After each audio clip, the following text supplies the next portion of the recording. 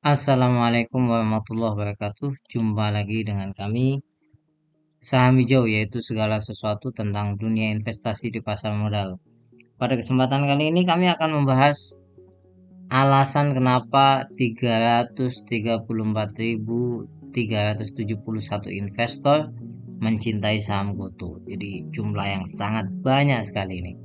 Sebelum lebih jauh, jangan lupa untuk subscribe, like, dan komen agar channel kami bisa terus berkembang. Perlu diperhatikan komposisi pemegang saham GoTo per 31 Agustus 2023 itu mencapai 334.371 dan komposisinya masyarakat itu memegang sampai 70%. Biasanya teman-teman itu kan punya syarat masyarakat itu jangan sampai di atas 50%. Agak mengkhawatirkan, tapi ini masyarakat mencapai 70% dan sangat banyak yang mencintai saham ini. Sebagai gambaran, saham Semen Indonesia atau SMGR itu hanya dipegang 32.000. saham BCA yang sahamnya top nomor 1 di IHSG itu hanya dipegang 282.000. Jadi kalau secara pemegang saham itu ini sangat besar sekali. Nah, kalau Anda melihat tokoh-tokoh ya misalnya seperti Garibaldi Thohir atau siapa William Tanuwijaya yang masuk di koin itu memegang hanya sedikit ya komposisinya. Walaupun sedikitnya di GoTo itu sudah sangat banyak jumlahnya. Nah, kita pengen tahu ya, kenapa sih kok dicintai banget itu alasannya apa gitu. Mari kita lihat secara fundamental. Fundamentalnya itu namanya rugi, nggak tanggung-tanggung, nggak kaleng-kaleng ya. Ruginya itu mencapai 3 triliun. Ini ya, 3 triliun. Kalau salah mau dikoreksi. Ini angka yang cukup besar. Ini cuma satu kuartal loh ya.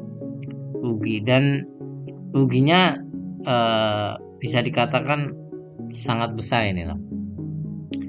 Memang book value-nya 0,8 saat sekarang ini, tapi semuanya minus karena rugi besar ya. Kalau kita lihat kinerjanya, net profit marginnya ya minusnya itu cukup besar, 92%. Memang ada satu yang membahagiakan ya.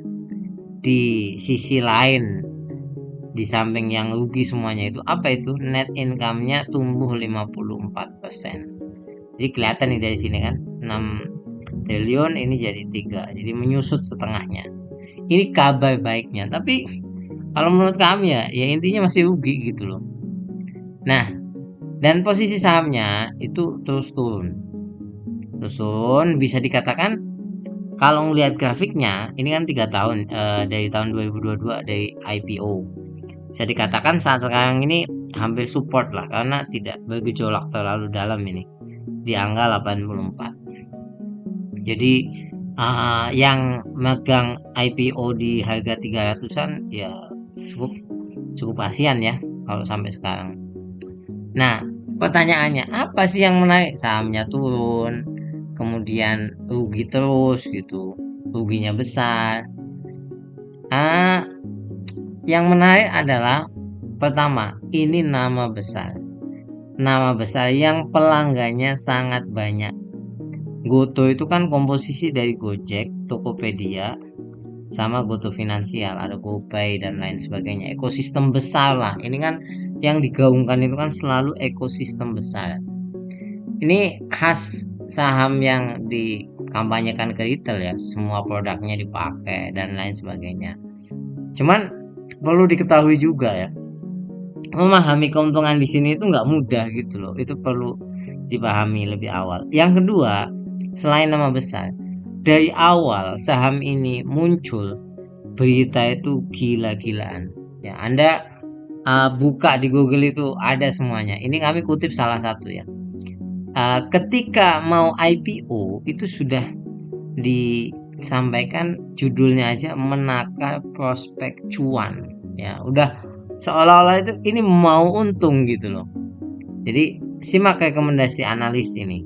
Jadi sebagai salah satu perusahaan terbesar yang bergerak dalam industri e-commerce dan finansial teknologi, kami melihat prospek yang positif untuk GoTo. Walaupun di bawah ini ada juga yang menyampaikan wait and see, tapi judulnya aja udah kelihatan kan. Jadi ini yang menarik.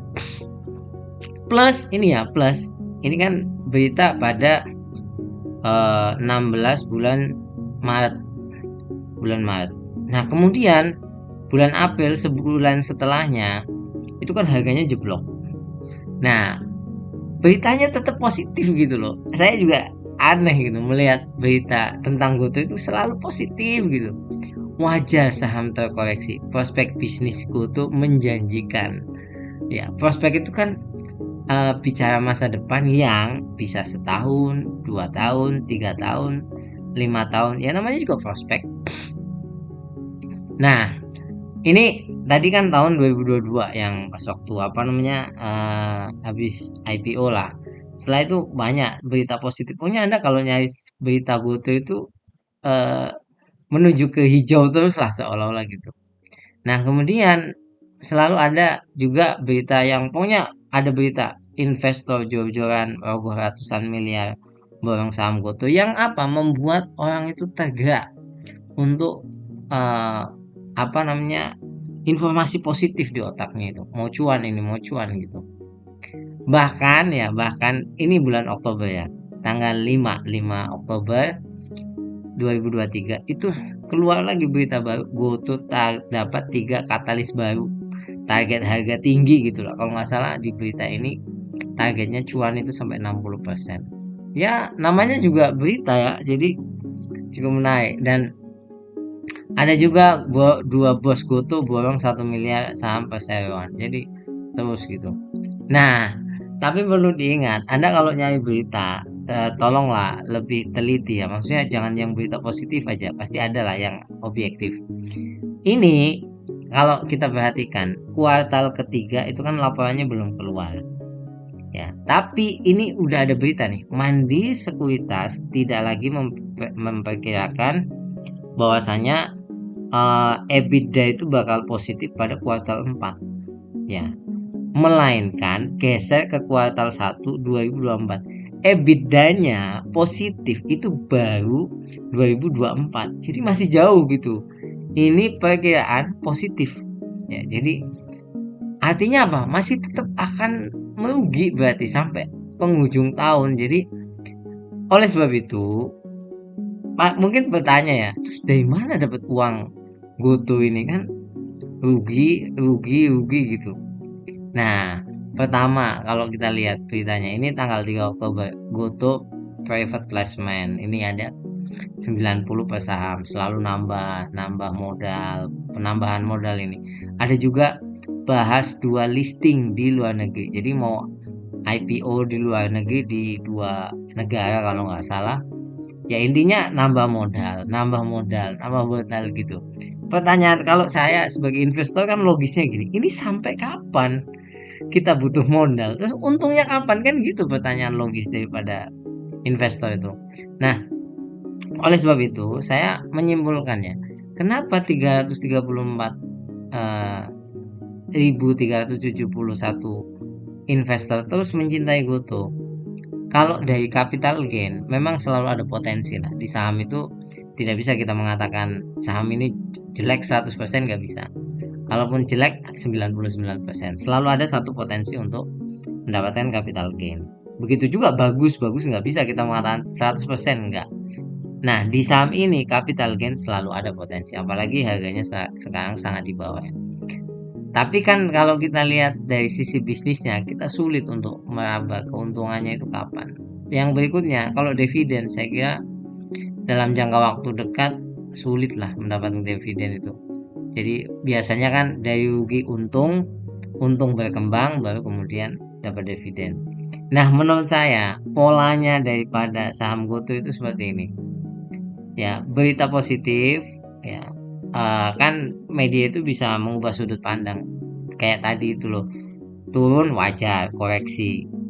Itu selalu berita positif. Kemudian yang disebarkan melalui media, banyak media Nah, ini retail kayak kemasukan energi baru gitu loh. Energi barunya setelah dapat berita positif di media akan menciptakan demand untuk membeli ya, untuk apa namanya, memborong sahamnya seperti itu. Dan saham ini kan jumlahnya sangat banyak, kapitalisasi pasarnya sangat besar. Ini kalau nggak retailnya nggak digerakkan dengan sentimen ya susah. Siapa yang mau menggerakkan saham segede gaban gitu ya? Nggak ada ya. Maka harus di mana? Retail itu ya lewat 334 itu digerakkan melalui berita. Makanya beritanya itu kalau di pasar modal paling kencang menurut saya itu Goto itu kencang sekali. Nah, kalau dari sini siapa yang diuntungkan kalau misalkan 334 dengan transaksi aktif? Anda kalau lihat apa namanya transaksinya Goto itu aktif sekali tiap hari itu. Pertama ya otomatis walaupun saya nggak tahu ya, tapi ini hanya hanya istilah katanya prediksi aja. Yang diuntungkan terutama media karena berita akan banyak dibaca. Yang berikutnya sekuritas, transaksinya aktif kan. Bayangkan 334.371 aktif terus gitu bertransaksi di situ kan. Sekuritas itu kan mendorong orang untuk terus bertransaksi kan, untuk trading, jual beli tiap hari kan. Seperti itulah. Maka ini aja udah perputaran ini aja. Pokoknya coba aja dalam sebulan gak ada berita, pasti yo bingung juga retail mau gimana karena fundamental dan lain-lain tidak. Nah, tapi gini, kalaupun Anda terjebak di dalamnya atau masih megang saham itu, Anda tidak sendirian karena Telkom aja kurang apa pintarnya orang dalam apa orang dalam Telkom ya. Dia masih mencatat kerugian investasi di Goto itu sampai 6,7 triliun di akhir 2022. Ya, jadi tenang aja lah. Sekali lagi kalau potensi naik selalu ada, selalu ada. Tapi kapan kita nggak tahu. Nah, yang ingin saya sampaikan itu gini, di pasar modal itu ada 800 emiten lain. Apa Anda tetap tidak tertarik? Atau persoalannya sudah terjebak? Kalau berharap keuntungan kan dari emiten lain kan bisa. Seperti yang kami rasakan di tahun ini itu ada SMGR yang memberikan 17%, MGLV 30%, Apex yang memberi 56% dalam 100 hari. Yang videonya udah kami buat gitu. Jadi maksud kami jangan di pasar modal ini jangan tertutup hanya satu sentimen, satu emiten lah. Masih banyak emiten lain yang bisa Anda nikmati gitu. Kalau terjebak di satu emiten itu, aduh, gimana ya? eh, Berat lah. Kayak kenapa kami membuat video ini? Karena saya berada di satu grup yang ada orang yang selalu membela Goto itu aja. Kayak nggak ada saham lain gitu yang bagus gitu. Jadi seperti itu, semoga Anda tetap semangat di pasar saham dan bagi pemegang saham Goto tetap semangat. Sekali lagi potensi kenaikan pasti selalu ada. Kalaupun waktunya kapan kita tidak tahu, pasar yang menentukan. Sampai ketemu lagi, jangan lupa untuk subscribe, like, dan komen. Assalamualaikum warahmatullahi wabarakatuh.